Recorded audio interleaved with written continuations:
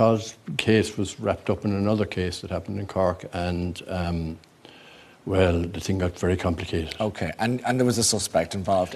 There was. Did you confront the suspect at the time? I went to speak to him. I wouldn't say confront, because he wasn't a suspect to me. He was at the first meeting when I knocked on the door down there. Eventually he answered the door. But I didn't know who I was dealing with. But I did ask him, and I did form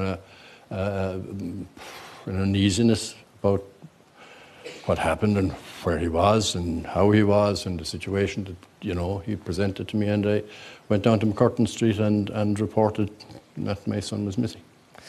And that the suspect that you spoke to is dead since, is that right? He took his own life, yes, he did, yeah.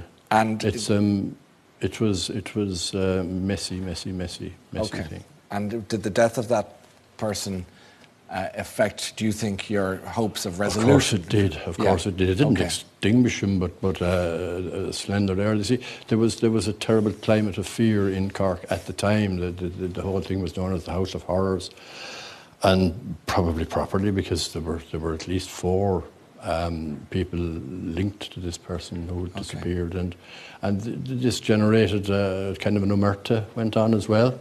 And there was a wall, really. Yes. And I mean, these people aren't stupid by any means. Like, they understood where they were, they understood the subculture they were in. Yes. And they fulfilled the practices of the subculture, which means you don't cooperate with anybody except yourself. How have you been since?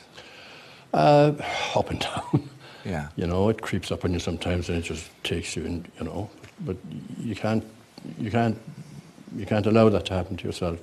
You have to live life. You have a family. We have a family. We have a wonderful family, and I'd like to pay full tribute to them, because they are the counterbalance to everything that happened to Cathal. Those wonderful children who were left to us.